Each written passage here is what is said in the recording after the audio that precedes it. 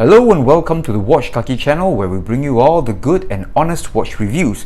If this is the first time here to my YouTube channel, please click the subscribe button. Come back here every week. I've got new videos uploaded every week for you.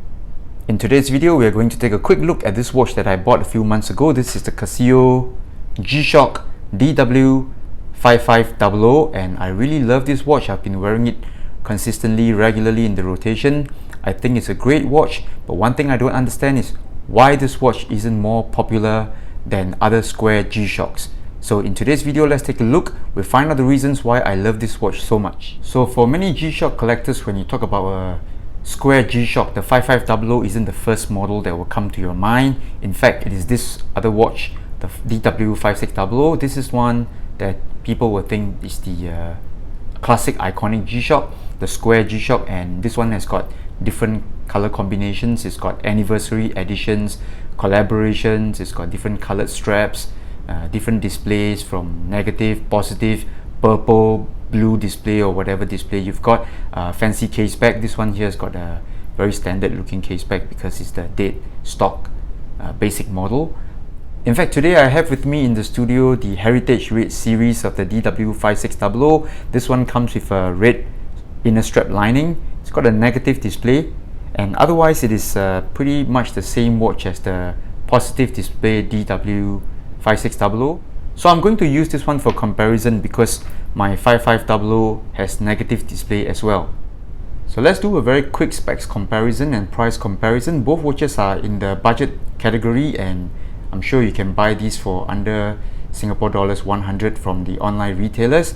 I must have got this one for about $95, and this one would cost about the same, $95 if you buy from online retailers. So for simplicity and pure laziness, I'm going to call this watch the 55 and this one the 56 from now onwards, because it's too troublesome to pronounce 5500, 5600 and so on. So the 55 on my right hand has a case diameter of 46.5 millimeters, whereas the 56 on my left hand has a case diameter of 43.5 millimeters.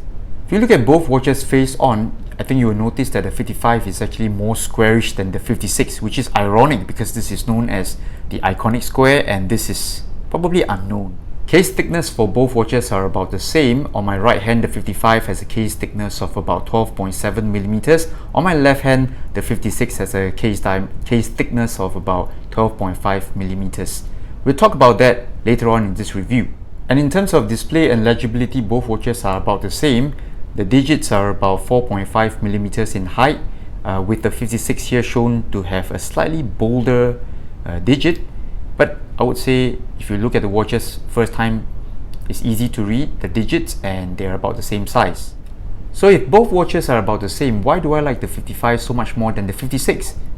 Let's take a look at some of the reasons. So the first reason why I prefer the 55 to the 56 is due to the cleaner looks of the 55 I've got. If you take a look at the case, it's got less parts jutting out like this, and the strap looks more integrated than the 56. Let's take a look at the strap here. If you take a look at the side profile of both watches, you will notice that the 55 has a more or less integrated strap to the case. Very smooth, very sleek looking. On the other hand, this one is a standard G-Shock type of strap with the ridges here and sort of creates a bulky look to it when you're wearing it. Doesn't integrate into the case so well, but of course this is my own thinking. Many people actually like this look for the G-Shock watches. The wider strap width of the 55 nearer to the case again gives the watch a more integrated bracelet look, and it's more sleek, as you can see here, as opposed to the 56. The slimmer case back of the 55 also makes it sit lower on the wrist, thereby making it more comfortable to wear. If you take a look at the comparison between these two watches, you will notice that the 56 has a slightly thicker or more protruding case back. It's got a thinner mid case, but it's got a thicker case back. And when we go to the wrist shot later on, you will notice that both watches sit quite differently on my wrist. So on the wrist shot, you will see that the 55 sits really close to my wrist, sits really low and comfortable with the wider strap at the case, and it feels more integrated, thereby making the watch much more comfortable. On the other hand, the 56 sits a little bit taller due to the thicker case back, and you see more of a lug gap here due to the ridges of the strap. This is a very common problem with Casio G-Shock watches.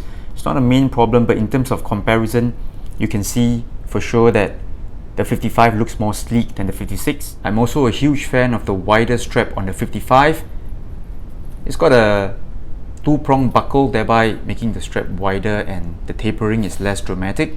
I like this look for my G-Shocks. Now in terms of watch functions, I would say the 55 again outguns the 56 because it's got one more feature. It's got the world time function, whereas the 56, it doesn't have world time. It's got alarm and timer, and it lacks the world time function. I'm sure the higher end models of the 56 or the 5000 models, they do have world time, but in terms of comparing the budget models, this one has got one more function than the 56. And next, I'm also a big supporter of the buttons found on the 55. It is more comfortable. It's got this trigger button style where it's easier to press. It's got wider surface for you to press and activate. On the other hand, the 56 has the very standard round metallic type of buttons, which is uncomfortable to press sometimes, especially for people like me. I don't have fingernails or don't have much fingernails, so if I were to press or set time, it gets a little bit difficult, especially for button A. If you see button A here is slightly depressed further than the rest of the buttons. I'm sure this is done to avoid accidental pressing of the button, but when you really do need to set time, take a look. I need to really struggle a little bit just to make sure I depress the button. So in this aspect, I would say I will go for the 55 style of buttons. The trigger buttons, much easier to press, bigger area for you to press on. And lastly, the 55 model that I'm holding in my right hand has a 10-year battery. Yes, I'll say that again, it's got a 10-year battery, so maybe this watch, the battery will last longer than me, haha. And in comparison, the DW-5600 has a shorter battery life. I think it's about 2 to 3 years as stated in the manual. Of course, there are other models with tough solar or even 10-year batteries, but I think those are higher end or limited edition models. I think there's a model called the DW-D5500 which also has 10-year battery life, but in this case, we are doing a comparison between two basic models, and if a basic model like the 5500 has a 10-year battery, I would think it is a better choice than the DW-5600. So there you have it, the DW-D5500. Great watch for the money. Under Singapore dollars 100, you get a good watch.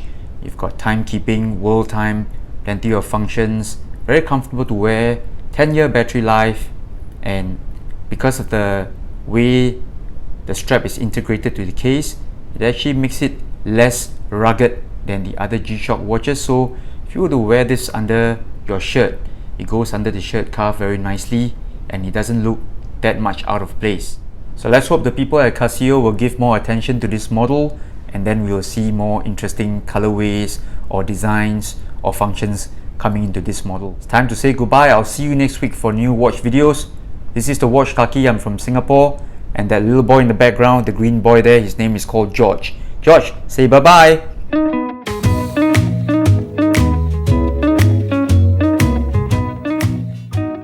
And the 5500 is really all stealth, all black. It looks like a watch made for Darth Vader. Oh. So the 55...